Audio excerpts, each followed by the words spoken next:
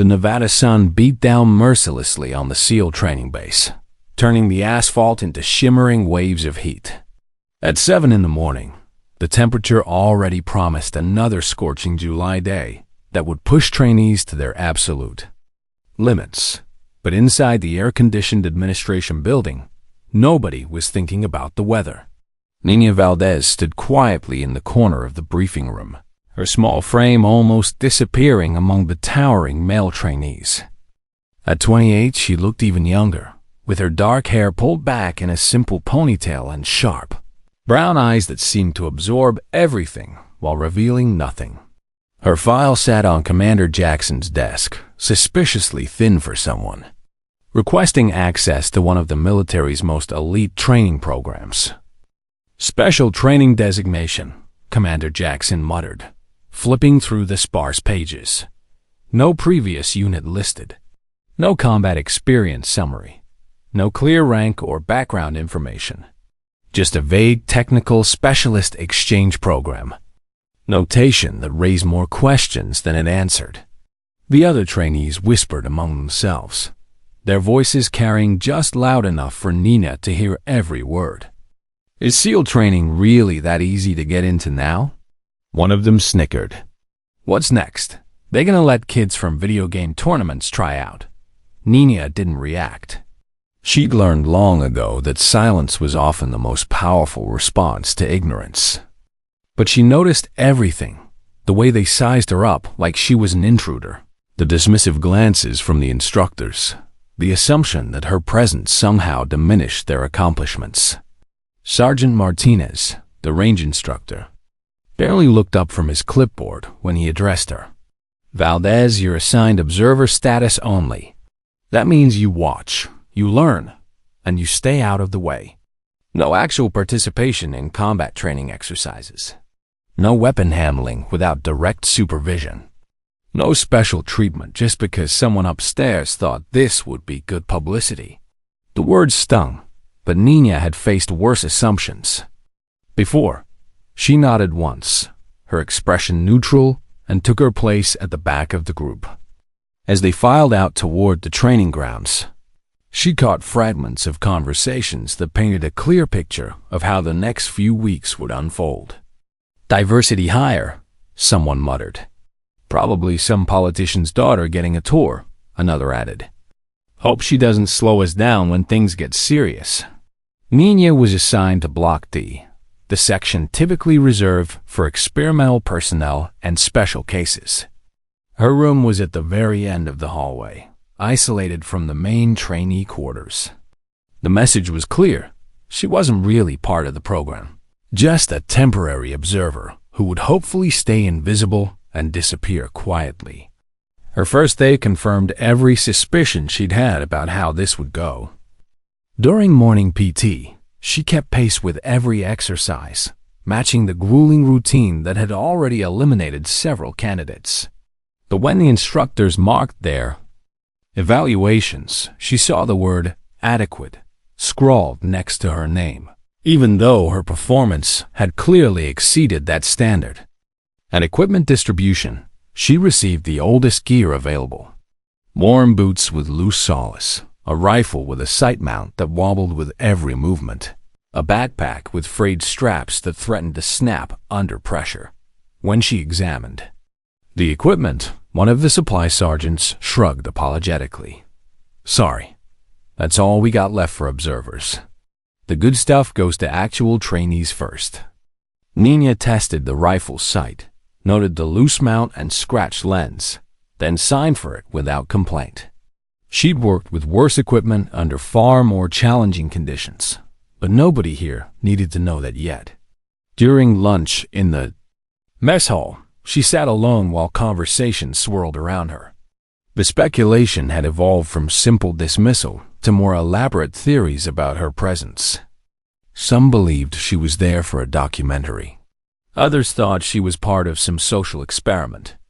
A few suggested she was secretly evaluating the program for higher-ups. "Whatever her story is," said trainee Mike Davidson, loud enough for her to hear, "she won't last a week when the real training starts. This isn't summer camp." Nina finished her meal methodically, folded her tray with precise movements, and left without engaging. But as she walked away, she caught the eye of one person who seemed different from the rest. Trainee Jessica Torres had been watching the dynamics with obvious discomfort, her expression suggesting she recognized the unfairness, even if she wasn't ready to speak up about it yet. That evening, Nina sat on her narrow bunk and examined the equipment she'd been given. The rifle was old but serviceable. She'd field stripped it completely and identified several components that could be improved with basic maintenance. The sight mount could be tightened, the barrel cleaned to remove years of accumulated residue, the trigger mechanism adjusted for better response. As she worked, she thought about the assumptions that had followed her everywhere she went. People saw a small woman and immediately calculated limitations. They looked at her quiet demeanor and interpreted weakness. They noticed her reluctance to boast or demonstrate superiority and concluded she had nothing to boast about. If only they knew the truth. Outside her window, she could hear the other trainees talking and laughing, building the camaraderie that would carry them through the brutal weeks ahead. Part of her envied that easy connection, the ability to belong somewhere without pretense or hidden histories. But another part of her knew that belonging always came with a price she wasn't willing to pay anymore. Tomorrow would bring new challenges, new assumptions, new opportunities to prove herself or stay invisible. For now, Nina Valdez was content to let them think whatever they wanted. The truth had a way of revealing itself when the time was right, and she had learned patience in places where impatience meant death. The desert wind howled outside her window, carrying with it the promise of trials ahead. Nina cleaned her rifle one final time, checked her gear, and prepared for whatever tomorrow would bring. She'd survived far worse than hostile training instructors and dismissive trainees. She just hoped she could complete her real mission here without revealing more about herself than absolutely necessary. The morning sun cast long shadows across the firing range as Nina approached the weapons testing area. 3 days into her observer status, she'd maintained perfect silence while watching training exercises that seemed almost elementary compared to what she'd experienced in the field. But today, something had shifted in her patience level. Sergeant Martinez was demonstrating proper shooting stance to a group of struggling trainees when Nina quietly stepped forward. "Excuse me, Sergeant. Would it be possible for me to attempt the 1600-meter shooting test?" The entire range fell silent. Martinez slowly turned around, his expression shifting from surprise to barely contained amusement. Several trainees exchanged glances, and she could practically hear their thoughts. The observer wants to play with the real weapons now. "Sweetheart," Martinez said, his tone dripping with condescension. "That M24 weighs more than you do. Why don't you head back to your observation post and let the actual trainees handle the dangerous equipment?" A ripple of laughter spread through the group. Nina stood perfectly still, her expression unchanged, but something flickered behind her eyes that Martinez might have recognized if he'd been paying attention instead of playing to his audience. "I understand the weight and specifications of the rifle," Nina replied quietly. "I'm simply requesting permission to attempt the test." "Permission denied," Martinez shot back. "Observer status means observe, not participate. Take that rifle back to your room and dust it off if you want something to do with it." The laughter grew louder. Trainee Davidson stepped forward with a grin. "Come on, Sarge, let her try. Might be entertaining to watch. Besides, someone needs to learn what real shooting looks like, right?" Nina felt the familiar sensation of being tested, evaluated, and dismissed all in the same moment. She'd experienced this exact scenario in a dozen different contexts, and the outcome was always the same: underestimation followed by shock, followed by uncomfortable questions she preferred not to answer. "Thank you for your consideration," she said simply, then turned and walked away from the range. But as she left, she noticed Jessica Torres watching her with a puzzled expression. Unlike the others, Jessica seemed to recognize that Nina's calm acceptance wasn't submission, it was strategy. That afternoon, Nina requested access to the equipment maintenance area. The supply sergeant, perhaps feeling slightly guilty about the substandard gear she'd been assigned, granted permission without much thought. Nina spent 3 hours methodically working on her rifle, tightening the sight mount, cleaning components that hadn't been properly maintained in months, and making subtle adjustments that transformed the weapon from barely functional to precision-ready. She also did something that would have surprised anyone watching. She connected a small device to the rifle's data port, ran a brief diagnostic, then disconnected it and tucked the device back into her gear bag. To any casual observer, it looked like routine maintenance.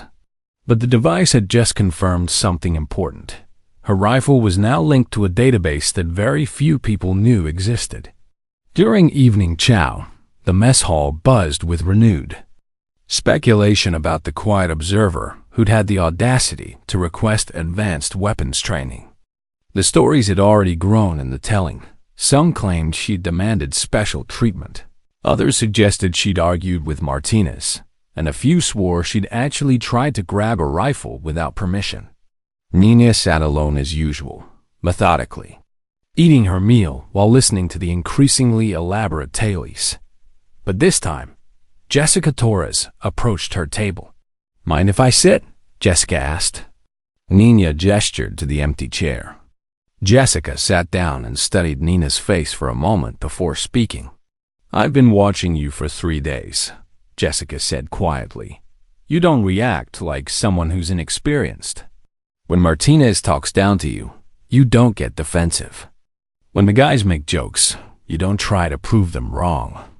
Either you're the most zen person I've ever met, or you know something the rest of us don't." Nina continued eating, but her attention was clearly focused on Jessica's words. "I've been in the military for 6 years," Jessica continued. "I've seen every type of recruit, every kind of attitude, every possible response to pressure.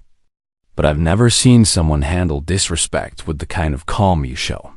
It's not normal. It's not natural. It's learned." Nina finally looked up from her tray. "What's your point?" "My point is that observer status doesn't usually come with combat gear. It doesn't usually involve weapons maintenance privileges. And it definitely doesn't usually involve the kind of security clearance required to get into this program in the first place." The two women stared at each other for a long moment. Nina was calculating how much truth she could reveal without compromising her position. Jessica was clearly intelligent enough to recognize inconsistencies, but was she trustworthy enough to handle sensitive information? "Sometimes," Nina said carefully, "people end up places for reasons that aren't immediately obvious. And sometimes," Jessica replied, "those people have backgrounds that would change how others treat them if the truth came out." Nina finished her meal and stood up. "Thanks for the conversation, Jessica. I appreciate someone who thinks before they speak." As she walked away, Jessica called after her softly, "If you ever want someone to watch your six during training, let me know. I get the feeling you might need backup more than most people realize." That night, Nina lay in her narrow bunk thinking about Jessica's observations. The woman was perceptive, dangerously so. In Nina's previous life, such perceptiveness would have been either an asset or a threat, depending on which side the person was on. Here, it felt like the first genuine human connection she'd experienced since arriving at the base. But connection meant vulnerability, and vulnerability meant risk. Nina had learned to function in isolation, to rely only on herself, to trust no one with information that could be used against her. The habits of survival weren't easily broken, even in supposedly safe environments. Outside her window, she could hear the desert wind picking up, promising another day of brutal heat and relentless training. Tomorrow would bring new challenges. new opportunities to prove herself or remain invisible. But for the first time since arriving, Nina wondered if complete invisibility was actually the best strategy. Maybe it was time to give them a small glimpse of what they were really dealing with. The thought both excited and terrified her, because once that door opened, there would be no going back to anonymity. And anonymity had been her protection, her peace, her carefully constructed shield against a world that wanted to turn her back into a weapon. But some battles couldn't be won through hiding. Some battles required revealing exactly who really were. The morning started like any other, with brutal heat already building before sunrise and the sound of boots on concrete, as trainees prepared for another day of punishment. But Nina sensed something different in the air, a tension that went beyond the usual training stress. She discovered the source during equipment inspection. Valdez. Sergeant Martinez's voice cracked like a whip across the armory. "Get over here, now." Nina approached the inspection table where her rifle lay disassembled, its components spread across the surface like evidence at a crime scene. Martinez stood over the weapon with his arms crossed, his face flushed with anger that seemed disproportionate to whatever infraction he'd discovered. "Want to explain this to me?" Martinez demanded, gesturing at the rifle. "Want to tell me why? You thought it was acceptable to modify military equipment without authorization." Nina examined the disassembled weapon calmly. Every modification she'd made was within regulation parameters, standard maintenance procedures that any qualified soldier would recognize as necessary improvements to a neglected weapon. But she could see where this was heading. "I performed routine maintenance on equipment that was not functioning within acceptable parameters," she replied evenly. "All modifications are within standard." "Standard for who?" Martinez interrupted. "You're not qualified to determine what's standard. You're not qualified to touch this equipment without supervision. You're sure as hell not qualified to make decisions about what needs fixing." A crowd of trainees had gathered, drawn by Martinez's raised voice and the promise of drama. Nina could feel their eyes on her, some curious, others gleeful at the prospect of seeing the observer finally put in her place. "Furthermore," Martinez continued, his voice rising, "this device." He held up the small diagnostic tool Nina had used during maintenance. "This is not standard issue equipment." "Where did you get it? Who authorized you to connect unauthorized electronics to military weapons?" Nina felt the familiar chill that always preceded moments of critical decision. The diagnostic device was military issue, but from a classification level that Martinez definitely didn't have clearance to know about. Explaining its purpose would mean revealing information that could compromise not just her cover, but ongoing operations she wasn't even supposed to know existed. "The device is authorized equipment," she said simply. "Authorized by who?" Martinez demanded. "Show me the paperwork. Show me the requisition. Show me anything that proves you have permission to modify weapons and connect unknown devices to military property." Nina remained silent. She couldn't produce documentation without exposing her real identity, and she couldn't expose her real identity without destroying the carefully constructed anonymity that had allowed her to begin healing from 7 years of classified operations. "I thought so," Martinez said triumphantly. "No authorization, no paperwork, no permission. Just another observer who thinks the rules don't apply to her." He turned to address the gathered trainees. "This is what happens when people get ideas above their station, when they think they know better than the system." Nina watched him perform for his audience, recognizing the psychology at work. Martinez felt threatened by something he couldn't understand, so he was reasserting his authority in the most public way possible. It was textbook insecurity masquerading as leadership. "Effective immediately," Martinez announced. "You're restricted from all weapons-related activities. No range time, no maintenance duties, no equipment handling. Pure observation only. He paused for dramatic effect. And if I catch you violating any more regulations, observer status gets revoked entirely. You'll be off this base and back to whatever desk job sent you here. The crowd began to disperse, but Nina caught Jessica Torres watching from the edge of the group. Jessica's expression suggested she understood that something important had just happened, even if she couldn't identify exactly what. That afternoon, Nina sat alone in the observation area while trainees practiced long-range shooting. She watched them struggle with fundamentals that seemed elementary to her, saw them making mistakes that would have been fatal in real combat situations, and felt the familiar frustration of having knowledge she couldn't share. But more than frustration, she felt something she hadn't experienced in years: genuine anger. Not the cold, calculated anger that had fueled her through combat operations, but the hot personal anger of someone being deliberately humiliated for no legitimate reason. Martinez wasn't protecting military protocol. He was protecting his own ego by ensuring that no one could challenge his authority, even accidentally. During evening chow, the mess hall was unusually quiet around Nina's table. Word had spread about the morning's confrontation, and most trainees seemed to view her restriction as confirmation of their initial assumptions. She was exactly what they'd thought: an unqualified observer who'd overstepped her boundaries and gotten slapped down for it.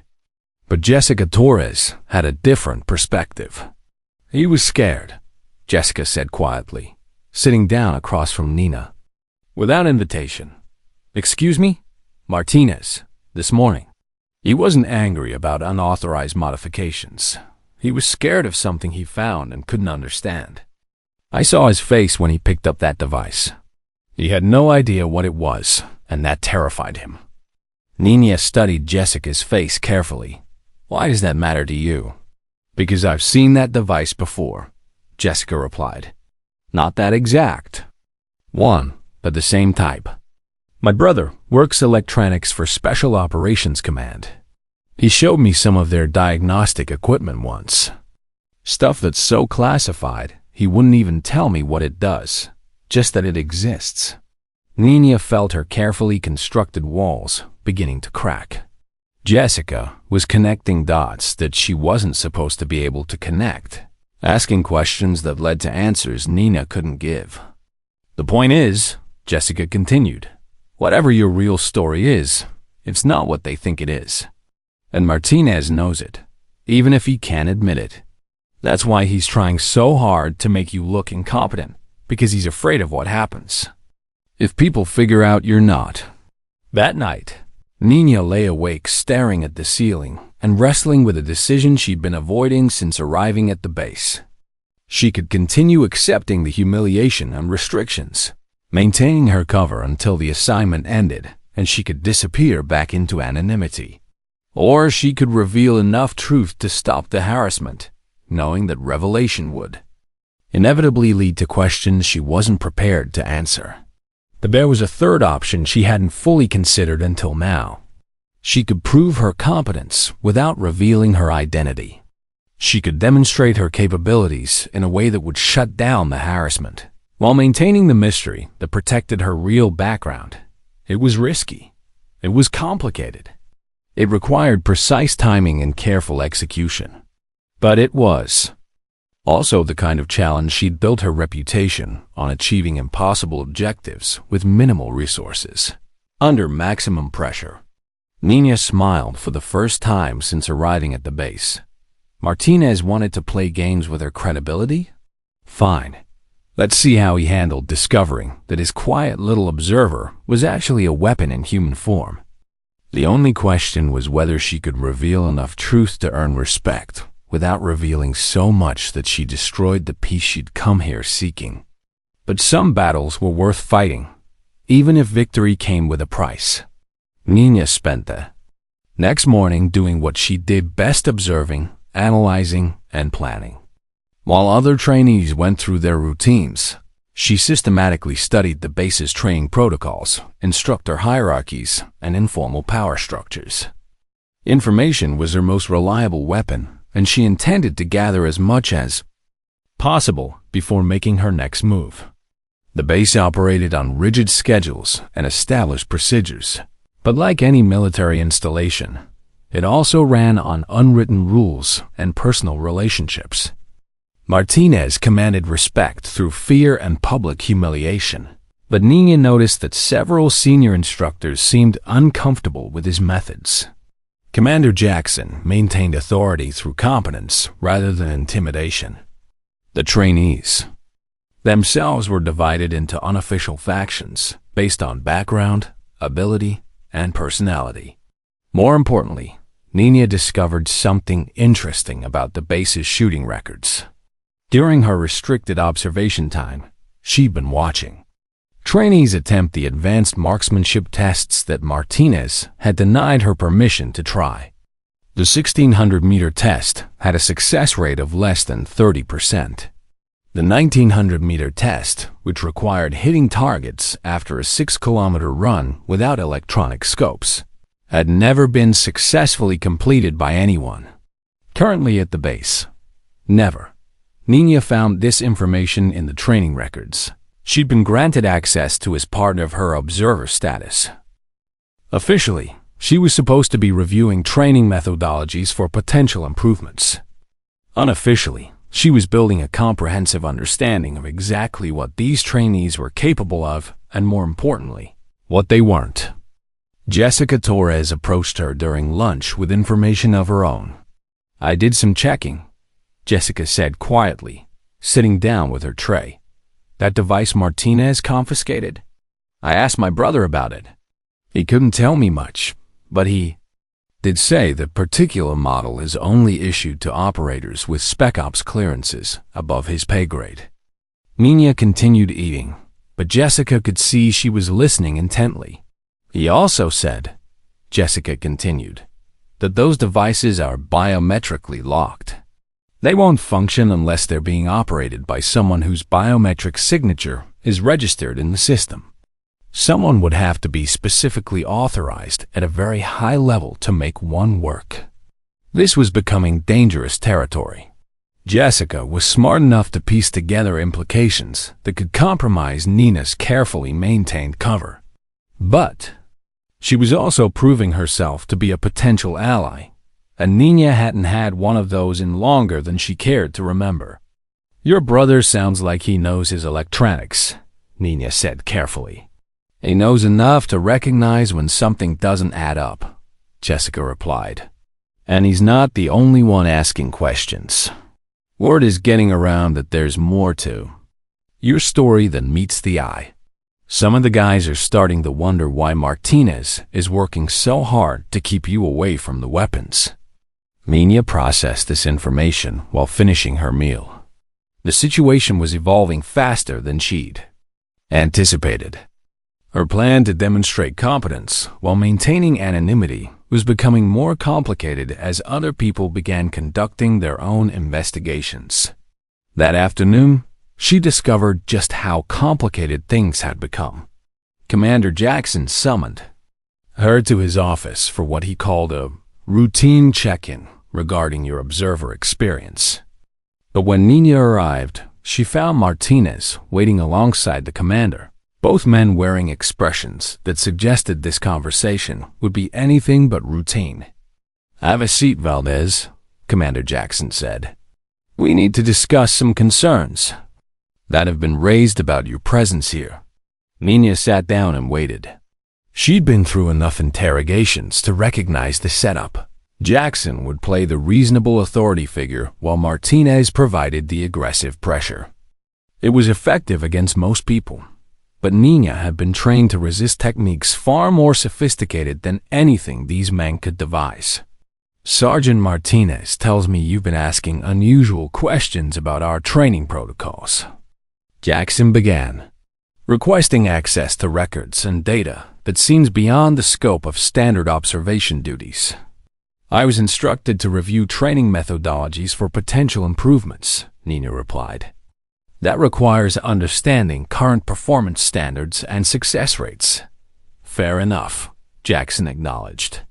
But you've also been observed using equipment that you haven't provided adequate documentation for. Equipment that appears to be beyond standard civilian contractor specifications. Martinez leaned forward aggressively. What we want to know is who sent you here and what your real agenda is. Because observer status doesn't usually come with classified diagnostic equipment and security clearances that let you access restricted training data. Nina recognized the moment of decision she'd been anticipating since arriving at the base. She could continue deflecting their questions, but doing so would only increase their suspicion and eventually lead to deeper investigations that might expose information she absolutely couldn't afford to have revealed. Or she could give them partial truth enough to satisfy their immediate concerns without compromising the bigger secrets that had to remain hidden. "I'm here," Nina said carefully, "because someone higher up the chain believes your training program could benefit from input based on real-world operational experience." "What kind of operational experience?" Jackson asked. "The kind that's classified above your clearance level," Nina replied calmly. The room fell silent. Martinez's face flushed with anger, but Jackson held up a hand to stop him from speaking. "That's a serious claim," Jackson said. "You're suggesting you have operational experience in classified programs?" "I'm suggesting that my background includes experience that would be relevant to improving training outcomes, but that I'm not authorized to discuss the specifics without proper clearance protocols being followed." Jackson and Martinez exchanged glances. Nina could see them calculating whether she was bluffing or telling the truth, and whether it was worth the risk of pushing someone who might actually have connections they couldn't afford to antagonize. "Here's what's going to happen," Jackson said finally. "I'm going to make some phone calls. I'm going to verify what can be verified. And if your story checks out, we'll discuss modifying your status here. But if you're running some kind of game, if you're not who you claim to be, you'll be off this base faster than you can pack your gear." Nina nodded. "That seems reasonable." As she left the office, she felt both relief and apprehension. She bought herself time and potentially improved her situation. But she'd also opened a door that might lead to questions she definitely couldn't answer. The next few days would determine whether her gamble had been brilliant or catastrophic. But for the first time since arriving, she felt like she was playing offense instead of defense. And if there was one thing Nina Valdez knew how to do, it was turn a defensive position into a winning strategy. Commander Jackson's phone calls began at dawn.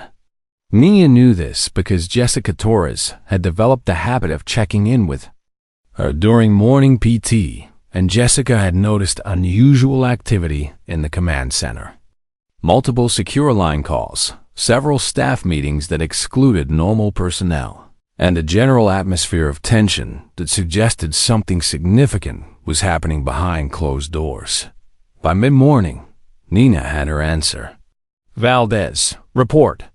To the commander's office immediately came the announcement over the base intercom. But this time, the tone was different, less summoning, more requesting. Nina recognized the subtle shift that indicated her status might be changing. When she arrived at the office, she found Commander Jackson alone, sitting behind his desk with a stack of papers and an expression that mixed confusion with grudging respect. "Sit down," he said, but his voice lacked the interrogational edge from their previous meeting. "I've spent the last 18 hours making phone calls to people whose names I can't mention, asking questions about a person whose background I apparently don't have clearance to fully understand." Nina waited silently while Jackson organized his thoughts. "Here's what I can tell you," he continued. "Your security clearance is legitimate and extends several levels above mine. Your technical specialist designation is accurate but incomplete. And according to 3 different sources, you're here under the authority of people who don't normally concern themselves with base-level training operations." Jackson leaned back in his chair, studying Nina's face for any reaction. She maintained, the same neutral expression she'd worn since arriving at the base. "Here's what I can't tell you," Jackson said. "Who you really are, where you came from, or why someone with your apparent qualifications is requesting observer status at a basic training facility. Those answers are classified at levels I don't have access to." Nina finally spoke. "What does that mean for my status here?" "It means," Jackson replied, "that effective immediately, you're being upgraded from observer to training consultant. It means Sergeant Martinez is being instructed to provide you with whatever access and equipment you request. And it means I'm supposed to give you complete autonomy to conduct whatever activities you deem appropriate for improving our training outcomes." Nina felt a mixture of satisfaction and concern. The system had responded exactly as she'd hoped. But system responses always came with unexpected consequences. "There's one condition," Jackson added. "I need regular reports on your activities and recommendations. Nothing detailed enough to compromise whatever classification issues surround your background, but enough to justify the unusual accommodation we're making." "That's acceptable," Nina agreed. "Good, because frankly, I'm curious to see what someone with your apparent background considers an appropriate improvement to our training program." Nina left the office with a new ID card, upgraded access credentials, and authorization to requisition any equipment she deemed necessary. But more importantly, she left with the knowledge that her carefully managed revelation had worked exactly as planned. The news spread through the base faster than wildfire. By lunch, every trainee knew that the quiet observer had somehow been promoted to consultant status with unprecedented access to training resources. By evening, rumors were flying about her mysterious background and what kind of connections could produce such a dramatic change in status overnight. Sergeant Martinez received the news about Nina's new authority with barely concealed fury, but he was professional enough to recognize that questioning orders from several levels above his pay grade would be career suicide. When Nina approached him about scheduling advanced weapons testing, his response was technically correct, but emotionally hostile. "Whatever you need," he said through gritted teeth. "Just let me know when and where." Jessica Torres was more direct in her reaction. "I don't know who you really are," she said during evening chow, "but whoever made those phone calls yesterday clearly knows something the rest of us don't. That kind of status change doesn't happen unless someone very important is vouching for you." Nina smiled slightly, the first genuine smile she'd shown since arriving at the base. "Sometimes the system works the way it's supposed to. And sometimes," Jessica replied, "the system recognizes when someone's been operating under false pretenses for good reasons instead of bad ones." That night, Nina sat in her room planning her first official demonstration of competence. She had access to the equipment she needed, authorization to conduct advanced testing, and an audience of skeptics who were about to discover that their assumptions about her capabilities had been spectacularly wrong. But she also had something else, a growing sense that her time at the base might accomplish something more meaningful than just proving she could outshoot everyone else. These trainees needed better instruction, more challenging standards, and exposure to techniques that could save their lives in real combat situations. Nina had spent 7 years taking lives in the service of national security. Maybe it was time to spend some energy saving lives instead. The irony wasn't lost on her that the same skills that had made her one of the military's most effective weapons could also make her one of its most effective teachers.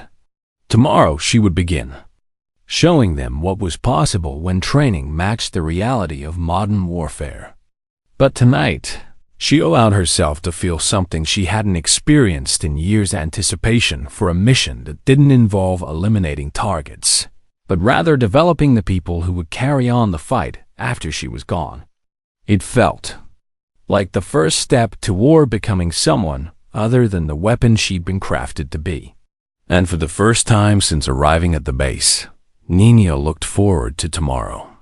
The morning of Nina's first official training demonstration arrived with the kind of crisp desert air that promised perfect shooting conditions. Word had spread through the base that the mysterious consultant would finally be putting her skills on display, and the turnout was larger than anyone had expected. Commander Jackson observed from the command tower. Sergeant Martinez stood with the other instructors, his expression carefully neutral, but his tension obvious to anyone who knew how to read body language. The trainees had arranged themselves in a semicircle around the range, some curious, others skeptical, all waiting to see whether the quiet woman who'd been dismissed as a diversity hire could actually back up the authority she'd somehow acquired overnight. Nina approached the weapons table with the same calm demeanor she'd maintained throughout her time at the base. She'd requested specific equipment, a standard M24 sniper rifle. No electronic enhancements, ammunition that hadn't been specially prepared. She wanted to demonstrate competence, not equipment superiority. The test will be conducted at 1900 meters, she announced to the gathered crowd. Standard protocol requires completion of a 6-kilometer run prior to shooting. No electronic scopes, no wind measurement devices, no spotter assistance. Martinez stepped forward, perhaps hoping to regain some control over the situation. The record for successful completion of this test at this base is 0, he said loudly enough for everyone to hear. No one has ever successfully hit the target under these conditions. Nina nodded acknowledgement. I understand. She began her run without fanfare, maintaining a steady pace that suggested she was treating the 6-kilometer requirement as a warm-up rather than a challenge. The trainees followed in vehicles to observe her performance, noting that her breathing remained controlled and her stride consistent throughout the entire distance. When she returned to the range, Nina showed no signs of fatigue. She approached the rifle, conducted a brief inspection of the weapon, then took her position at the firing line. The target at 1900 meters was barely visible even with binoculars. Wind conditions? Nina asked. Martinez consulted his instruments. Variable, 8 to 12 knots from the southwest, gusting to 15. Nina nodded and settled into her shooting position. The range fell completely silent as she began her preparation routine. What the observers didn't know was that this routine had been developed and refined through hundreds of real-world engagements where a missed shot meant operational failure and potentially American casualties. She controlled her breathing, calculated wind drift, adjusted for elevation and atmospheric pressure, then settled into the zone of absolute focus that had made her legendary in circles that didn't officially exist. The shot broke clean and true. 1900 meters away, the target showed a perfect center hit. The silence stretched for several seconds before someone started clapping. Then the entire range erupted in cheers and expressions of amazement. But Nina wasn't finished. May I attempt the advanced challenge? She asked Martinez. Martinez, still processing what he'd just witnessed, nodded numbly. Nina repositioned herself at the 2,000-meter line, adjusted her sight picture, and fired again. Another center hit. Then she moved to 2,100 meters and repeated the performance. But her final demonstration was the one that would become legend on the base. I'd like to attempt multiple target engagement, Nina announced. She requested 3 targets be placed at varying distance as 1,800, 2,200, and 2,500 meters. Different elevations, different wind conditions for each shot. Without changing position, Nina engaged all 3 targets in sequence, adjusting only her sight picture and breathing between shots. 3 shots, 3 perfect hits, completed in less than 90 seconds. When the range officer confirmed the final hit, the cheering was replaced by stunned silence.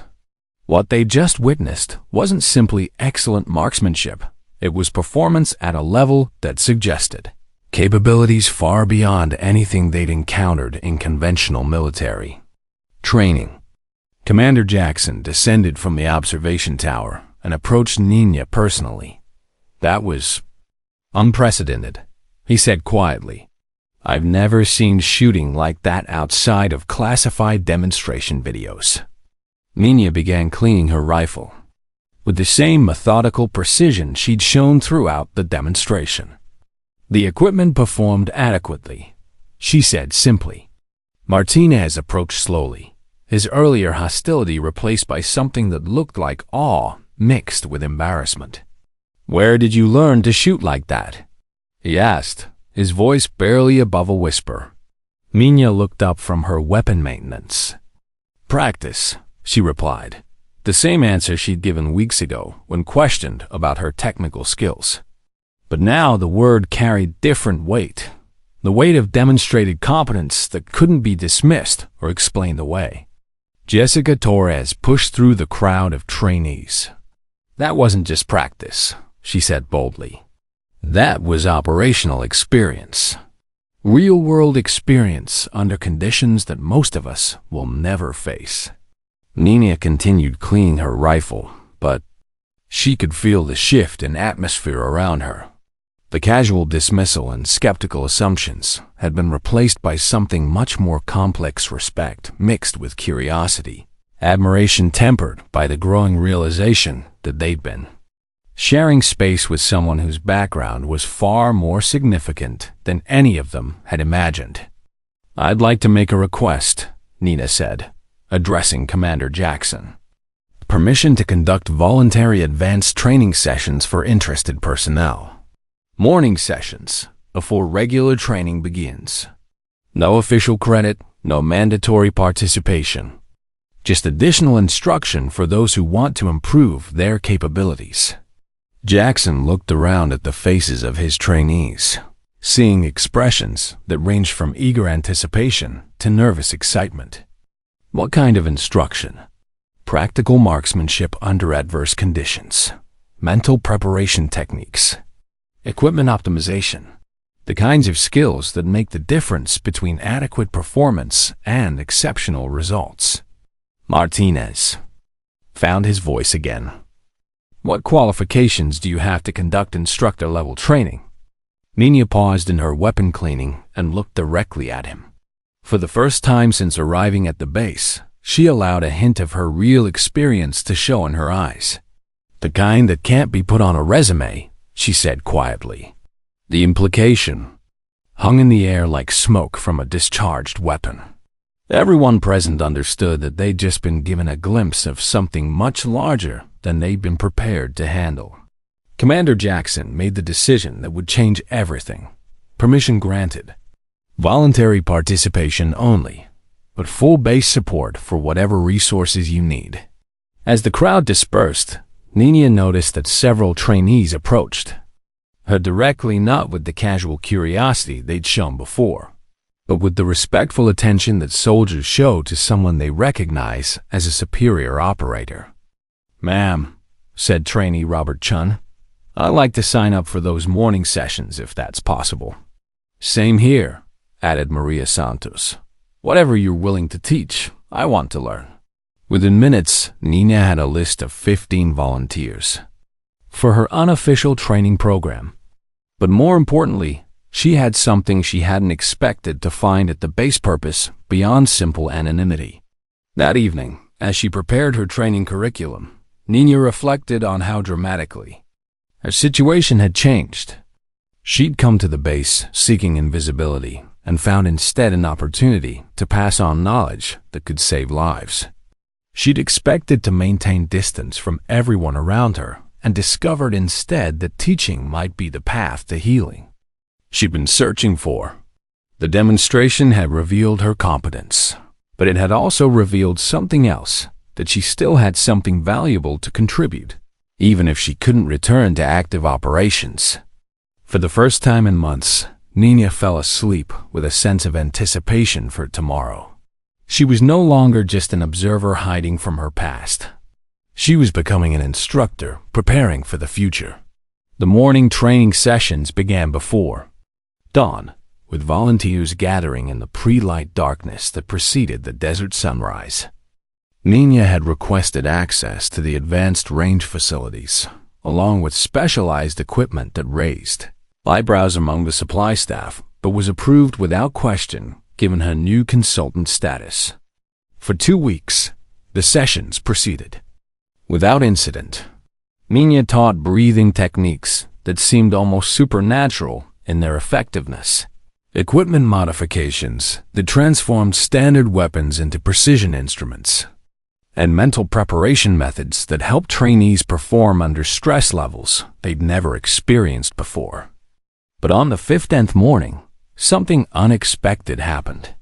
Nina was demonstrating long-range wind compensation when she noticed Commander Jackson approaching with 2 men in civilian clothes who clearly weren't civilians.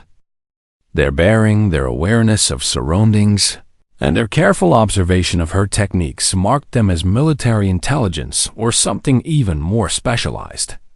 "Ms. Valdez," Commander Jackson called out, "I need to speak with you privately." Nina secured her weapon and followed the 3 men to a conference room she'd never seen before, one equipped with electronic countermeasures and security protocols that suggested conversations held there were meant to remain absolutely confidential. "Nina," said the older of the 2 visitors, "we need to talk." The use of her first name, combined with the lack of introduction, told Nina everything she needed to know about who these men represented. She'd been found by people who knew exactly who she was and why she was hiding. "Before you say anything," the man continued, "let me assure you that your current status is not in jeopardy. You're not being recalled to active duty. You're not being investigated for unauthorized activities, and you're not in any kind of trouble. But we need to address some complications that have arisen." Nina sat down and waited. She'd known this moment would come eventually, the moment when her past caught up with her present and forced decisions she'd been hoping to avoid. "Your training sessions here have been noticed," the second visitor said. "The techniques you're teaching, the performance improvements in the trainees, the demonstrated capabilities that frankly shouldn't exist outside of very specific classified programs. Word has gotten back to people who remember Black Vulture." The first man added, "People who've been wondering what happened to one of the most effective operators in the history of special operations." Nina felt the familiar chill of exposure, but also something else, relief that the pretense was finally ending. "What do you want?" she asked directly. "We want to offer you something," the older man replied. "Not a return to active operations, not a recall to your previous assignments, but something different. Something that might interest someone who's clearly found a new calling in instruction." He placed a folder on the table between them. "The Special Operations Training Command is being restructured. New facilities, new programs, new approaches to developing the next generation of operators. They need instructors with real-world experience at the highest levels of classified operations." Nina looked at the folder but didn't open it. And they need someone to develop training protocols based on actual operational experience rather than theoretical knowledge. Someone who understands what works under real combat conditions, not just what looks good in training scenarios. The second man leaned forward. "You've demonstrated here that you can take standard trainees and elevate their performance to levels that approach special operations standards. Imagine what you could accomplish with proper resources, official authority, and trainees who are specifically selected for advanced development." Nina considered the offer while processing its implications. Official recognition would mean the end of anonymity, but it would also mean the opportunity to influence training programs on a scale that could save hundreds or thousands of lives over time. "There's one more thing," the older man said. "Your identity would remain classified. Your background would be protected. You'd be operating under official cover that would allow you to teach without compromising the operational security that's kept you safe since leaving SD9. Commander Jackson, who had remained silent throughout the conversation, finally spoke. "For what it's worth, I've seen what you've accomplished here in just a few weeks. These trainees have improved more under your instruction than they did in months of conventional training. If you're being offered a chance to do this on a larger scale, I think you should seriously consider it."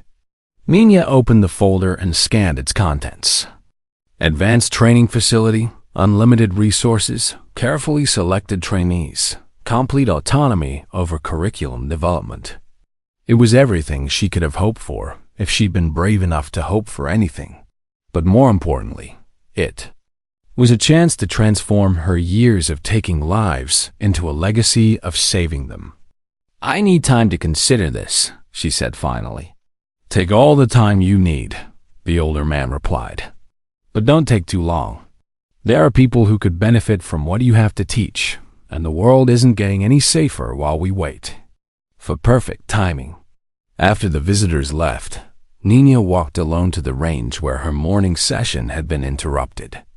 The trainees were still there, practicing the techniques she taught them, pushing themselves to meet standards they'd never imagined they could achieve. Jessica Torres approached her as she watched the practice session. "Everything okay?" Jessica asked. Nina smiled a real smile, not the careful expression she typically wore. "Everything's about to change," she said. "But I think it might be changing for the better." That evening, Nina sat in her room and made the decision that would define the rest of her life. She'd spent 7 years as a weapon pointed at America's enemies.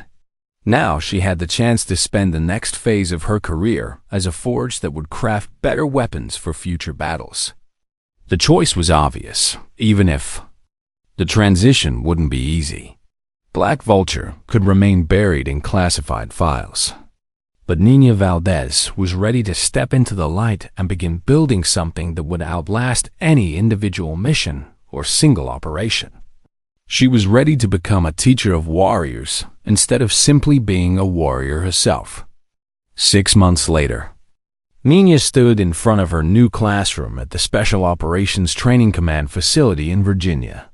The room was filled with carefully selected candidates from every branch of the military, men and women who had already proven themselves exceptional and were now being prepared for operations that most people would never know existed.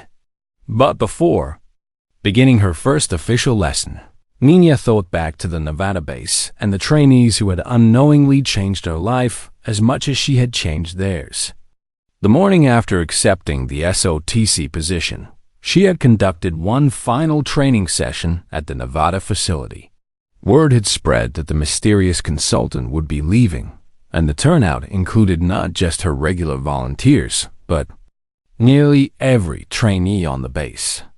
"I want to leave you with something more important than shooting techniques," she had told them that morning. "I want to leave you with an understanding of what real strength looks like." She had paused, looking out at faces that had transformed from skeptical and dismissive to respectful and attentive over the course of her time there. Real strength isn't about proving you're better than everyone else. It's about making everyone else better than they thought they could be. It's not about demanding recognition for your accomplishments. It's about creating opportunities for others to accomplish things they never imagined possible. Jessica Torres had raised her hand. "What do you want us to remember about you?" Nina had considered the question carefully before answering. "I don't want you to remember me at all. I want you to remember what you learned about yourselves. I want you to remember that your assumptions about what's possible are probably wrong, and that the person standing next to you might have capabilities you can't see until you take the time to look." Now, months later, Nina received regular updates about the Nevada trainees' progress. Their performance scores had remained elevated long after her departure. Several had been selected for advanced programs they wouldn't have qualified for before her instruction. Most importantly, they had developed a culture of mutual support and continuous improvement that had transformed the entire Laze's training environment.